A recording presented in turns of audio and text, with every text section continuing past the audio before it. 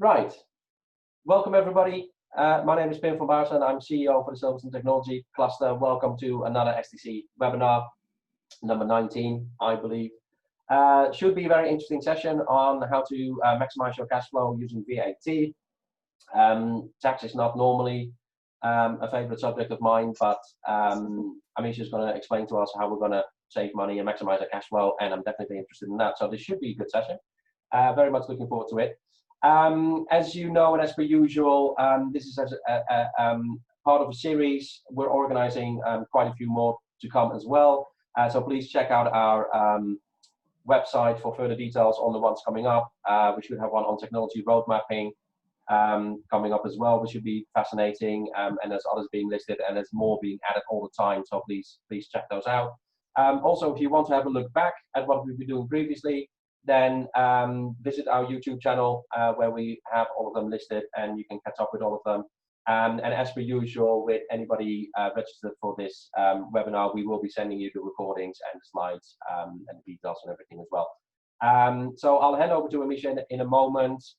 She'll go through a presentation, and obviously we'll do question and answers at the end.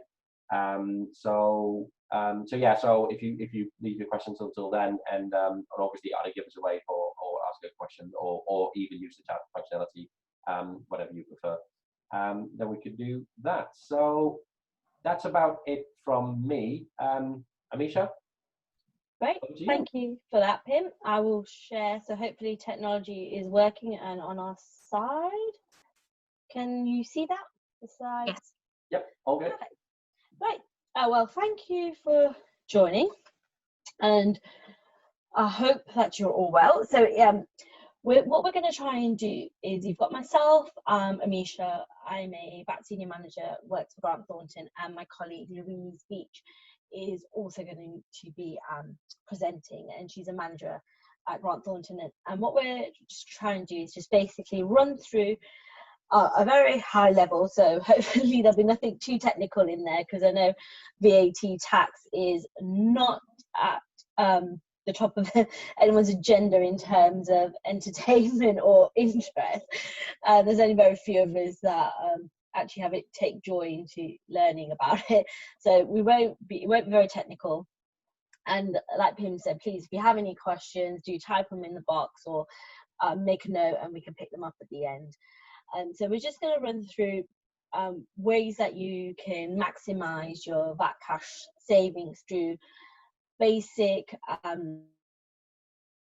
you actually account for VAT, so it's nothing that's too hard to implement, and sometimes it's just taking it back to the basics of actually understanding what VAT is, what you need to account for, and how you record VAT, because sometimes that can give you a saving instantly. So we're going to go through that. We'll go through some VAT schemes that might be of interest to you, which could help with administration and also help with cash flow through the year. Some compliance tips, again, like as I mentioned, which can help with increasing your VAT cash flow. So like moving your VAT stagger to moving it forward a few months, or moving to monthly returns if you're in a repayment position for VAT purposes. So just a few helpful compliance tips that we see when we're helping clients with their VAT compliance and advisory work. A very high level update just on Brexit, in case there are any of you who do trade with the EU, whether you purchase goods from the EU, sell into the EU, or if you may sell any services into the EU, or receive any services from the EU, because that will all change from the 1st of January 2021. So, but we're very high level, because I know that it's not a large area for most of you. And then we'll just talk a little bit about data analytics and how we can use that to help identify cash savings where VAT's being charged incorrectly, for example. And then it will just be a bit about how we can help you. So I will now hand over to Louise. Thank you, Amisha. So as we discussed, I think the main thing for this presentation is for VAT cash saving ideas, because I think that's where everyone wants to be at the minute, especially with how businesses have been affected with COVID. And I think we're all in a position now where we just want to save money. And with VAT, there's some really simple things that you can do that can help with cash flow and can just help with saving money. So as Amisha said, we're going to go into data analytics in more detail, and this is something that Grant Thornton have created to help clients. So I'll leave that one for now, and we'll discuss it a bit later on. The simplest ways actually for cash flow is to raise pro forma invoices or to raise requests for payment. So this means that you will be receiving the money before you raise the actual invoice. So a lot of people account for VAT on an accruals basis. So you will have, say, your quarterly VAT returns, and once you have that invoice date, that becomes your tax point, and therefore that's when you have to account for the VAT. So there may be some instances where you've raised an invoice but your customer hasn't paid it yet, but you're still having to pay over that amount to HMRC. It works in the other way as well, because you may have received a purchase invoice that you haven't paid, but you can still recover the VAT on that even though you haven't paid it, because you're working on that accruals basis. So a way around that, for if you are on that accruals basis for your VAT returns, is if you raise the pro forma invoices, that's effectively the same as a request for payment as well. You can just then send that out to your customer. Once they've then paid, you then raise the invoice, and it just means that you have that cash ready to pay HMRC. You're not having to find that money in order to pay that over to HMRC. So a lot of our clients have actually found that really useful, and I think a lot of them previously had been a bit nervous about using pro forma invoices, because with that they are very much a no-go, because obviously that's not a valid VAT invoice. But actually, when it comes to cash flow, they have actually, a lot of them have noticed the real benefit of raising pro forma invoices. So it's just a little something that could help you get through cash flow, and it could be something that you carry on doing, or you just do it short term whilst cash flow might be a bit bad whilst we're going through COVID. Another idea that we'll be looking into on the next slide is to change to a different VAT scheme. So there's other VAT schemes so that you're not on that accrual basis, so you're not having to account for the VAT when you receive the invoice, and I'll talk about those, say, on the next slide. If you're on a payment on account scheme, so this tends to be larger businesses, you are actually able to reduce your payment on accounts. And it's just, again, a simple phone call to HMRC. And if you're noticing that your business has really fallen down effectively, and you're just not having as many orders that you're processing, so you know your VAT returns are going to be less, then give HMRC a call, and you might be able to negotiate with them so that your payment on account amounts will lower by proving that you're just not receiving as much sales within this period. So that's just a really simple one as well. Another idea, and I don't know if this one will affect anyone who's dialed into the call, will be VAT grouping. So effectively, if you, say, run two companies and they've got, there's 50% share control and everything like that, so you meet all the criteria, but you notice that you've got a lot of cross charges between companies, it may be that you can form a VAT group. And this means that then all supplies that you have between each other would then be outside of the scope of VAT. Because you're part of that VAT group, you're seen to be one legal entity. Therefore, for VAT purposes, you can't be providing a supply to yourself. So then there becomes no VAT there on the transactions with each other. You'll still have to account for transactions when you're providing them to third parties, and one of you will always have to be providing supplies to a third party, but it might just help with if you're one of the same group, just for internal purposes. Another idea is to have customs duty classification reviews. So I'm not an expert on customs, but we've picked up a lot more, and we have custom experts within the team, and I've recently just worked with one of the colleagues on a report. And just by having the wrong classification code, your commodity code, when you import into the UK, can have such an effect on the rate of import duty that you pay. So for example, the one we're doing at the moment, the import VAT rate, it's a very fine line as to what confirms what it is. So it's a case of, if you can get someone in to review that, they'll be able to confirm whether or not it falls to one or the other. So in the one we're doing at the moment, potentially it could be a 0 rated customs duty code, or it could be 20%. And that's just a huge difference. And it's the case of they're going to have to spend £50,000 a year or 0. So by just having that review of the customs duty, you could be potentially saving yourself a lot of money if it potentially is classified as the wrong code. Can I have the next slide, Amisha? Thank you. So this is one where we also discussed about the VAT schemes. So there are 3 VAT schemes, and these are special ones. So you can either have cash accounting, flat rate scheme, or annual accounting scheme. So cash accounting is probably the most common one for smaller businesses. So your turnover must be less than 1.35 million.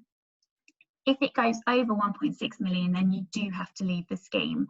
But we have a lot of clients on cash accounting, because this is where, if once you receive the invoice, you don't have to account for it on your VAT return unless it's been paid. So that's for sales and purchases. So as soon as your sales invoice has been paid, it gets included on the VAT return. As soon as you've paid the purchase invoice, it gets included on the VAT return. You do not account for them based on the invoice date. There's certain rules around it, as there is with anything HMRC bring out. So you can't use it if you're part of another scheme or if you're not fully up to date with VAT. But if that's something that you're seriously considering, then you don't actually have to apply to HMRC for it. You can just join it. The flat rate scheme is a scheme that's probably a lot less common, I think, than cash accounting and annual accounting. So with the flat rate scheme, you don't actually recover any input tax on purchases. You only recover, you pay a fixed amount to HMRC. So for example, the VAT rate at the minute is 20%, but if you're on the flat rate scheme, depending what sector you're in, and that's determined by HMRC, what rate you will pay. And then, so you'll still charge your customer 20% VAT, but you may only pay over to HMRC 14% VAT. So effectively you get to keep that 6% for yourself, and that's how HMRC see it, as why you can't recover any input tax. So flat rate scheme, again, it's not a very common one, and you do have to have a lot less turnover with this one. So your turnover has to be £150,000 or less in a 12-month period. So I think that's probably why it is a lot less common for suppliers and everyone to use, because generally their turnover will be a lot higher than that. And as I say, HMRC will determine what your percentage is based on what sector you're in, and there's a whole list on the HMRC website, and then you just apply that percentage to your sales, and that's your VAT return done. And then the final one is the annual accounting scheme, and as it says by the name, it means you're only submitting one VAT return a year. You do have to, though, throughout the year pay set amounts monthly, and these amounts are based on your prior year's VAT returns. It may be at the end of the year that you get a repayment back from HMRC because you've been paying too much over, or it may be that you have to pay more to HMRC. So on this one, your turnover has to be less than 1.35 million. And as I say, again, you need to keep a detailed record, because it just means at the end of the year, you might have then a massive VAT return to do. So on that one, it's worth just keeping all the detailed information.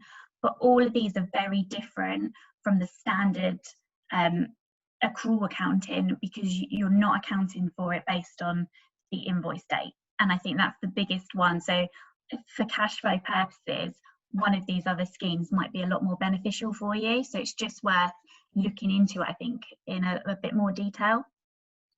Next slide, please, Amisha. So then we move on to compliance top tips.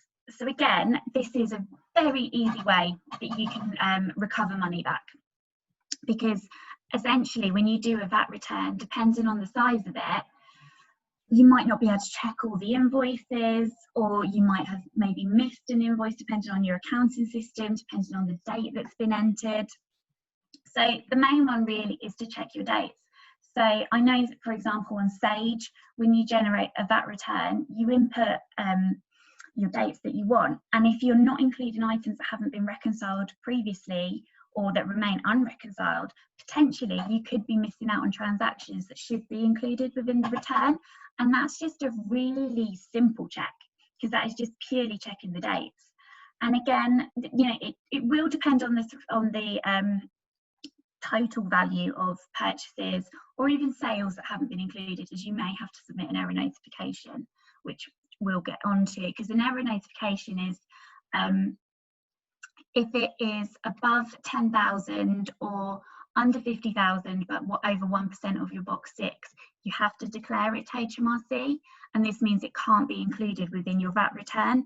But again, with a lot of reviews that are being carried out, we're noticing the clients might have £300,000 worth of VAT that they just haven't included. If for some reason, part of their system, it just hadn't been included within a VAT return. So it's a very simple way of, you just submit an error notification, which is just a form with HMRC and a cover letter, and then that's money that the customer is entitled to, and as long as they can prove they're entitled to it, you will get that money back. So it's just a really simple check. Again, reviewing all invoices, I think this is quite a common sense one, but you'd be really surprised at the amount of, when you're putting it through the system, how many invoices actually haven't been included, because they might have been either coded to the wrong place and they're not pulling through to the VAT account with your nominal codes, or it's ended up maybe going to your balance sheet and again isn't pulling through to your VAT ledger accounts. That there's lots of ways that when you have invoices that they could have been excluded. One of the biggest things that we find is, are all invoices valid for that? So there's a whole criteria that HMRC set out as to whether or not it is a valid invoice. It's okay, you carry on talking. Okay. Whether or not it's a valid VAT invoice. So if it's, you have to have a date, you have to have the company's number, your VAT number, and it can only be recovered if it is a valid VAT invoice. And I think that there's a real risk that a lot of companies are including invoices on their VAT returns that aren't actually valid VAT invoices. And if you were then to receive a HMRC inspection and they reviewed that invoice, they wouldn't allow the VAT recovery on it, and potentially you could get a penalty as well for over recovering import VAT incorrectly. So that's just a crucial one, because it's so simple. If you just review the invoice when it comes in, and there's a whole checklist on HMRC's website, or you can get in touch with us if you want more help, and we'll happily carry out invoice reviews for you. And I think it's just very simple, because then you just go back to your supplier and you just say, this isn't a valid VAT invoice, I want a valid VAT one, and then you can recover the input tax. And that it just means as well, you're playing it safe with HMRC, and you know that you can recover that VAT. Another one we've got there is, has VAT been charged correctly? So this tends to be with overseas suppliers.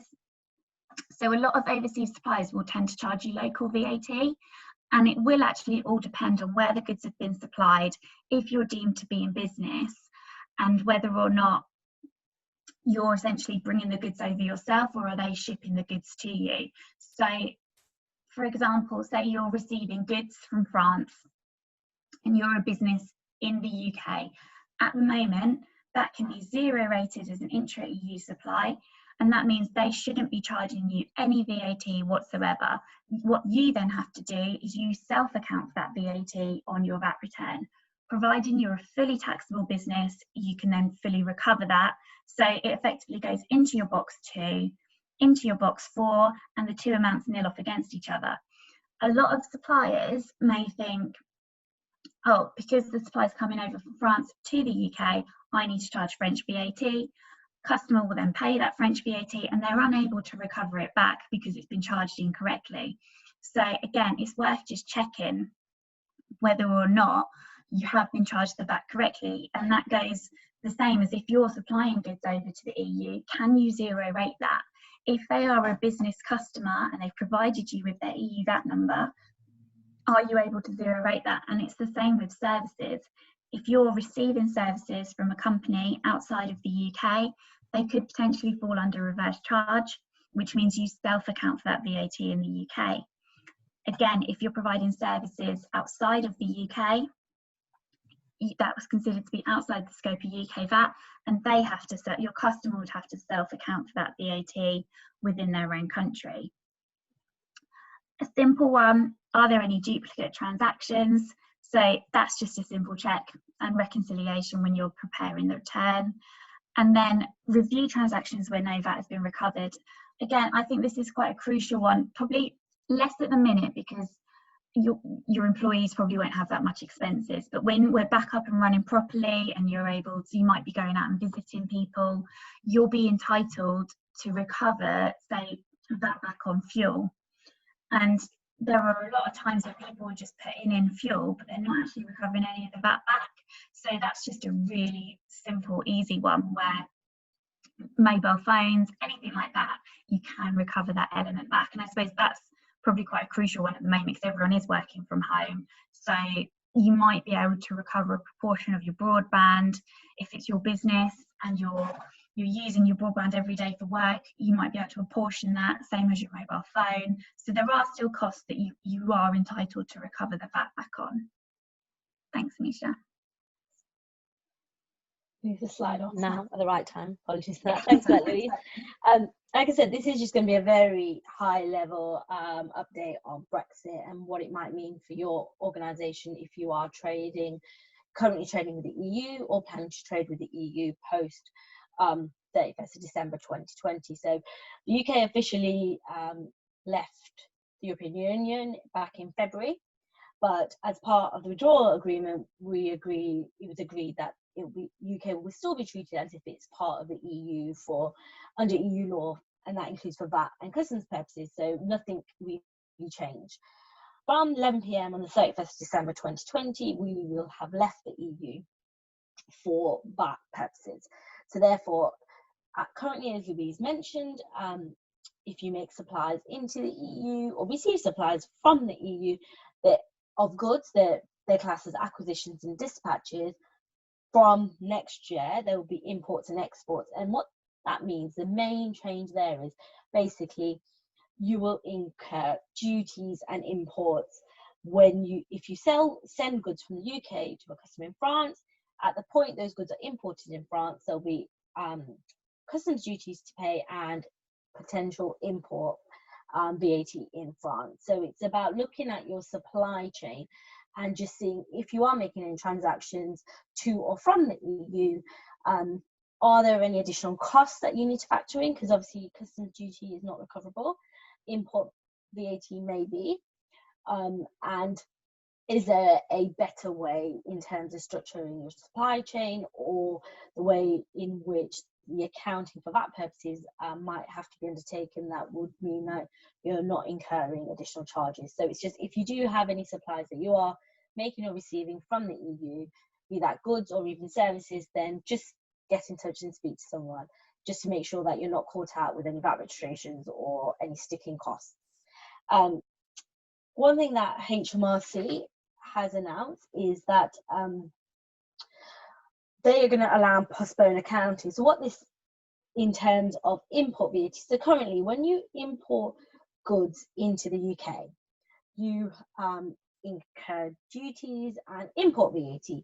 That import VAT is generally declared to HMRC at the point of entry, and it's either done by your freight forwarders, or if you are doing the logistics yourself, it'll be yourself that has to account for that VAT. You either pay it across to the customs person at the point of import, or you have like a duty deferment account which the transaction goes through.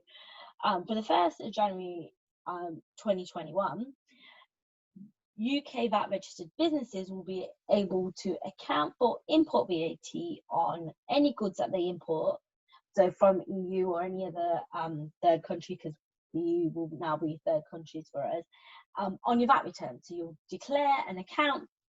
It's the same thing as Louise was saying, it's an in and out. You'll account for import VAT and you'll recover it back through your VAT return. So it's literally what it means. It's a cash flow. You're not having to part with that money at the point of import. So you hold on to it and you do an in and out on your VAT return, because generally what happens, you pay for an import and then you'll recover it on your next VAT return. So it's just giving you a little cash flow benefit there, which I think is very welcome for a lot of people, especially because you are going to have import VAT now on most goods that you import from the EU. So that's really useful.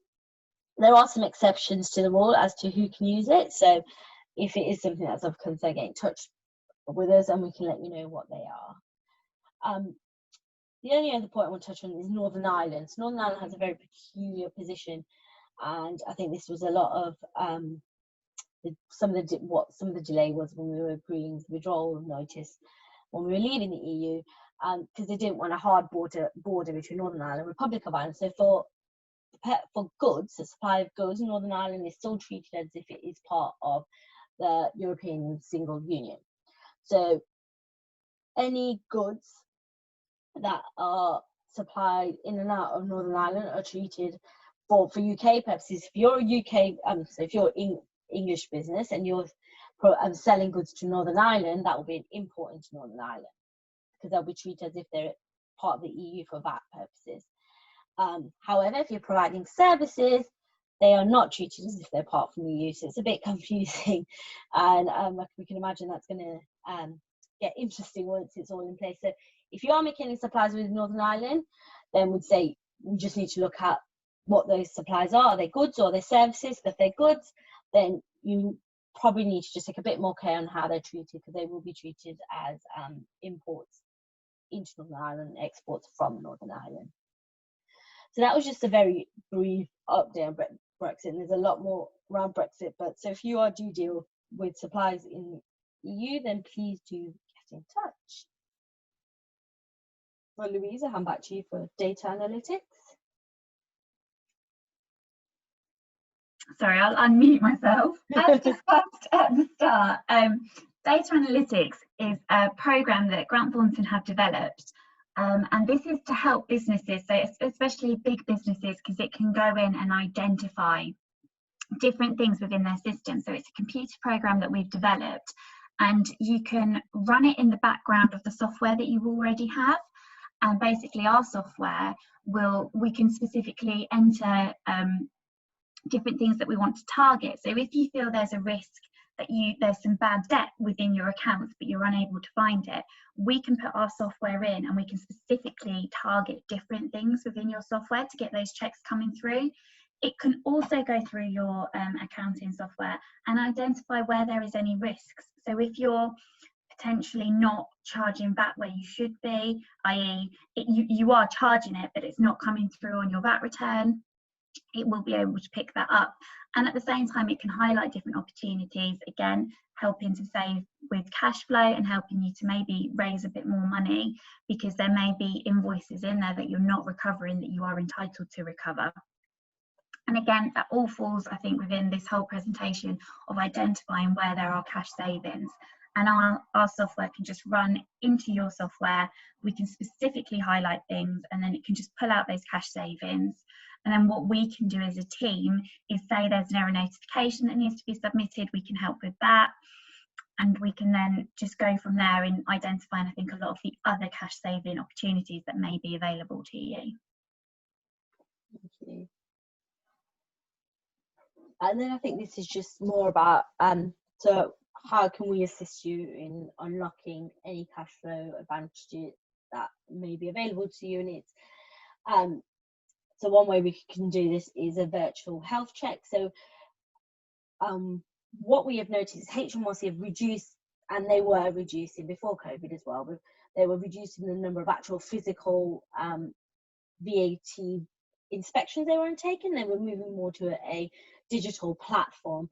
What we've seen is, because of COVID, that's just been accelerated, and what they're doing is they're sending you requests for information, so like a questionnaire saying, can we know a bit more about your business, what do you do, and can you send us sample invoices, sample VAT returns, your workings, and they are basically just undertaking a virtual inspection. So what we can do is basically do what HMRC would do on a virtual basis and look at the areas that we know they target. So I used to be a VAT assurance officer, so I used to work at HMRC, so I know what they look at, and you basically take a review just to give that, to check that there are no risk areas for you, and also that can also lead to opportunities. So for example, one of the things on there is an input VAT clause. So if you know, and this could be as a result of not being in offices at the minute, you receive purchase invoices, but they're not processed through your system.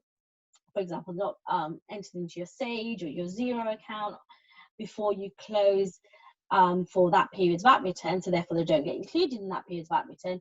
You can do a input VAT accrual to include those invoices as an estimate instead of the actual figures on your VAT return. And then you reverse it the following quarter and you do another accrual and so on. So that's one of the ways to look at it. And the other is like we mentioned, your VAT stagger changes. So it could be that, you know, 1 month, for example, because it's a seasonal business, you know that December is a really busy month for you, and you have a large number of sales. So December, your quarter end might not be the best for you. February might be, because then you hold on to that cash for a bit longer. So it's just looking at those types of small changes that we can help you with. And in terms of the cash flow analysis, it's looking at whether, like Louise mentioned, you're out for VAT. So instead of raising actual tax invoices, could you raise a pro forma invoice and then receive the cash, account for it, and then at that point you raise your VAT invoice and then it's included on your VAT return. So you're not having to basically manage the VAT that you might not have received. And then employee expenses, again, are you recovering VAT on employee expenses that relate to business, that relate to the business activities correctly? So could you be recovering more, or are you recovering too much? So it's just looking at those types of areas. And then the only other thing is HMRC, we're fully into making tax digital now. So most people should be submitting their VAT returns through a API, so electronically to HMRC. And then from April 2021, they'll want your VAT return digitally linked all the way through. So you can't have any manual parts of your VAT return. So I know a lot of people do your manual VAT return on Excel, but that Excel spreadsheet has to be linked all the way through to the submission of your VAT return. So it's about looking at that and saying, okay, do you meet the conditions for digital links for VAT purposes? So it's just about making sure that you're compliant, because that saves you money in the long run in terms of VAT. HMRC coming along and saying, nope, that's wrong, you owe us X amount and here's the penalty and interest. And then it's about saying, well, are you recovering VAT at the right time, or could we push the recovery forward, or are you paying VAT when you shouldn't be? So it's just about looking at small things that can maybe help to improve cash flow or just minimize your risk, really. And that was all we had. So I hope that was useful and not too technical in any way. Thank you, Amisha, and Louise. That was great. I'll stop sharing. Yeah. We'll share Louise and Manisha's details with everybody a little bit later on. I mean, obviously, we'll go to questions in a moment. I'll kick off if I may. When you were talking about the different VAT schemes, because I wasn't really aware of that, and I mean, is there a particular method that you need to apply, and how easy is it to switch? Because it seems to me that like the flat rate one would actually be quite useful for kind of like younger startup companies that don't have that threshold yet, and could simplify things quite a bit. And also, if you have got a startup company, for example, and they're not registered for VAT yet because they've not received the threshold, when they do register for VAT, they actually, for the first year currently, have a 1% discount as well. So say, depending on what they're doing, they have 14% VAT flat rate scheme percentage. For the first year, that'd be 13%, and then it go to 14%. So I think that for startup companies, that is really useful and really beneficial for them. And to apply for it, so if you've not registered for VAT, it's really simple. You just apply for it on your VAT return. You complete your VAT registration, and then you'll just say, you want to use a flat rate scheme, and then that's fine. And then you just got to monitor your income to make sure you don't fall out of, you don't exceed the threshold for using the scheme. And then once you exceed that threshold, what will happen, I think, from the following quarter, you'll just leave that scheme and then you just go on to normal accounting, as in input, invoice accrual accounting, or you can choose to use cash accounting. And do you need to do anything for that, or will that kind of happen automatically, where they look at the threshold and kind of go, right, you know, you're in this scheme now? We would say that you'd have to monitor that and to make sure that you leave, because I don't, Louise can add in a second, but from my experience, they wouldn't necessarily contact you at the right time, and therefore you could be at risk that you're using the scheme when you shouldn't have been, and then HMRC could backdate any assessments, for example. So we'd say it's always better for you as an organisation to monitor when you should be using a scheme and when you've reached a threshold when you can no longer use a scheme. Right, interesting. We've just had a question through from Peter, and he's typed a little bit there, and I don't think I'm enough of a VAT expert to understand that. Peter, do you want to ask the question in real life? Is that maybe easier? Are you in a position to do that? Yeah. Hi. Hello. Hi. Hiya. Hi. The question is quite a lot of companies don't understand that if they're in a startup situation and they register for VAT, they can go back and claim historic invoices, input VAT, and it's different. It's quite significant for it's quite significant for goods that haven't been sold and services. So it'd be useful just explaining that rule on here, because that's you know because if somebody's doing a VAT, they may only claim from that point going forward. So it's quite significant and will aid the cash flow. So that's worth sharing, I think. Yeah, no, I think you're right, Peter. So basically, that is like, it's called pre-registration input tax. So if from the date you register from VAT, you can recover VAT on services that you incur up to 6 months prior to your date of registration, and on goods on hand. Is it 3 or 4 years, Louise? I know it changed. It's 4 years currently. 4 years. Yeah, 4 years from when you incur them. So if you bought, I don't know, some machinery, for example, and that was 2 years before registered VAT. If you still got that machinery on hand and you're using it for the purposes of that business trade, you can recover the VAT, provided you've got a VAT invoice. Yeah. So for PIM, for people who are in our cluster, that will be exceedingly good, especially if they started and bought a load of equipment.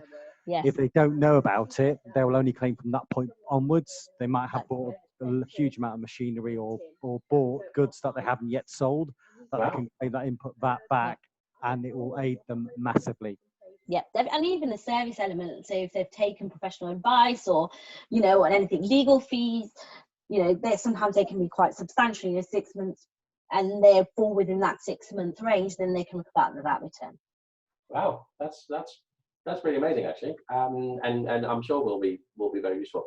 I mean, one of the things while you were talking, which occurred to me as well, because I mean, obviously, when you're dealing with the EU, there's things exempt from VAT and all that sort of stuff. But even within the EU as well, because when I was involved with the agency, if I'm not mistaken, I think it's printing of promotional leaflets that are VAT-related as well. I think it's something along those lines. So it must. So obviously, I mean, we as the agency wouldn't charge VAT on that element of the invoice because we were not meant to. But I suppose it must be valuable for you as a business as well to kind of realize that, so that any invoices you receive, you can actually check whether they charge the VAT. Because obviously, some people might be charging you VAT on stuff that they don't have to. Yeah. And are you then in a position to kind of go back to the company and say, look, actually, that's a zero-rated item or a lower-rated item or whatever. Can you reissue the invoice? Yeah, absolutely. Yeah, definitely. If you have noticed that you've been charged VAT on printed matter generally, so it's like leaflets, publications, anything like that, then you can go back to that company and say, actually, you've incorrectly charged me VAT. Can you credit this invoice and reissue me a new one? And also, I was just going to say, with the books one, it's also important that there's a HMRC release from May that e-publications should also have the zero rate of VAT. So prior to that date, they're all standard rated. So if you do receive e-publications, you should check those going forward and make sure that you're not charged VAT on those as well. Okay. And is it possible to backdate that? So, if I bought some leaflets 6 months ago, let's say, and they charge me VAT on it and they shouldn't have, and I now realize that they shouldn't have, Yeah, they Is can there go anything back I can 4 do? years. You can go back 4 years to 4 years? change. Yeah. Wow. So that business could go back if they've incorrectly charged VAT, they can go back 4 years to correct that. Right. So therefore, you could get that benefit.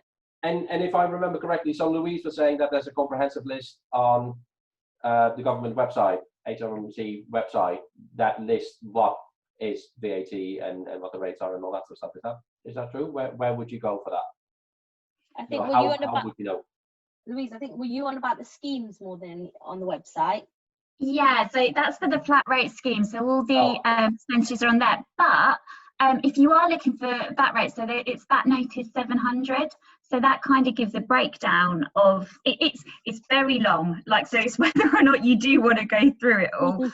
That kind of gives a whole overview of supplies. So there is that on there. But what I would say is probably if you want advice, and just probably get in touch with either us or anyone who can advise on that, because I say the notice, I think it can lead you sometimes into the wrong criteria, whereas there might be something on there that does change the VAT rate, because it will put you into another category with like one technical point. Right, so it probably pays to go back to your accountants and ask them there rather than risking it on your own type thing. Excellent, very interesting. One question that I did kind of have. So with the whole pandemic situation, I know that the government had a deferral scheme for the VAT, so That's right. you effectively pay that later. I'm sure lots of people have taken that up, but what would happen if because I think you push it back into sort of March next year or whatever? That is right. What's the situation there? So what if you arrive at that particular point and then you're not in a position to pay that back? What are the consequences? How does that work? We'd say as soon as you know that you're not going to be able to pay that back by the 31st of March 2021, contact HMRC and speak to their debt collection team, time to pay team, and arrange a payment method back. So they'll say, okay, right, you'll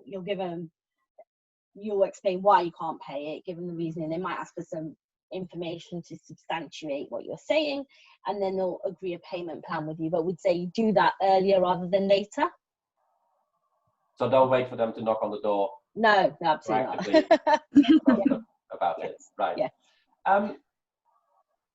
So that's very interesting. I also kind of had a question on the overseas stuff, because funnily enough, we as STC have had to deal with that, because we don't have overseas members, obviously, but we do occasionally get people from overseas attending our events and things. And at the moment, I mean, thank God Joanne looks after all of this sort of stuff, and she knows what she's doing far better than I do, which is great. But at the moment, there's an EU sort of list that I need to go on, and it's quite a complicated process, and clearly that's going to change.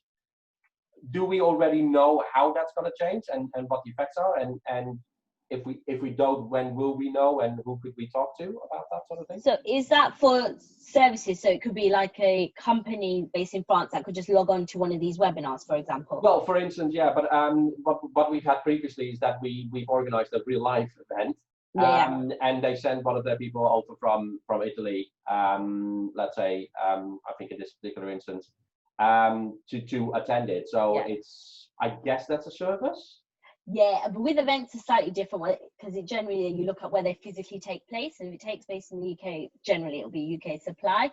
And but if it's a virtual event, if it's a business and they are basically subscribing to or paying to attend a virtual seminar, virtual conference, then those rules will generally stay similar to what they've been, in terms of it'll be a business-to-business transaction, so we wouldn't expect any VAT. Where it gets complicated is where you've got consumers, so people who are not in business, is where it's a bit more complicated. So all those rules are already out, in terms of we've already got guidance on it, on those supplies. So they're already in the public domain. We're just working our way through all of that at the minute to understand what it means. But we know there's more changes for consumer B2C transactions than B2B for services. So, but presumably they're all published somewhere on a website. Yes, they're all on HMRC's website, and I'm sure that because that's where we've got them from. But presumably, again, you might be better off going through your accountants and have conversations with them about that. I would say so. They ought to know this sort of stuff. Yeah, because it is fairly complicated. Excellent. And I think just on that as well, there's a lot of accountants. I know we run a VAT roundup that we do. We were doing it quarterly, but during COVID, we've actually put that to monthly. And we're doing a whole Brexit special in September. So once we've caught fully up to speed with all the information, we're then going to be presenting that. So I think it's worth saying if people want to join up, get in contact with us. But also at the same time, other accountancy firms, I'm sure, will be doing a lot on Brexit because, as Amisha said, there is a lot changing, I think, with services and goods. So everyone's just trying to keep up to date and put out as much information as they can. Interesting. Could you as and when you've got all of that set up, could you share the details with us? Because I'd be quite happy to promote it to our members and say, look, if you want to find out more, log on to GT. Yeah, sure. We'll send you that because we run the VAT roundup, like we said, it was on a quarterly basis, and it just covers any updates that have taken place in the last 2 months or anything we think that's relevant. So it's very generic. Sometimes it might be relevant for one organisation, sometimes it might not. So I can send you the link to that. But you don't need to be a client of GT to participate in that. That's open to everybody, really. Yeah.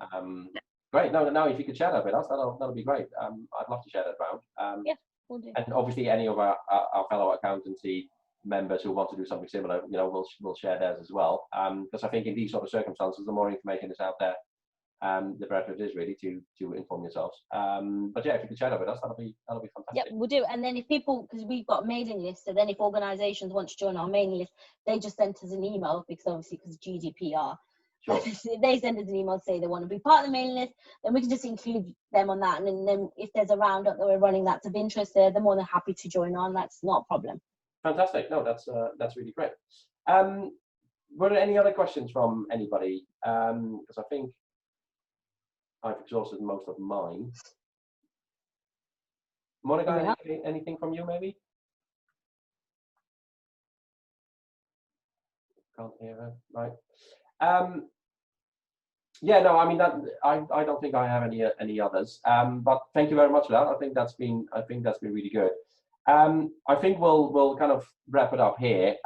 So thank you very much, Amisha. Thank you very much, Louise. As we normally do, I'll run a quick poll, if I may. So that's there just to get your feedback on how you think it was. Amisha and Louise, if you want to push the numbers and mark yourself down as excellent, then feel free. So please do that. While that is going on, I'll say goodbye to our YouTube audience. Thank you very much for watching. I hope you found it interesting and useful.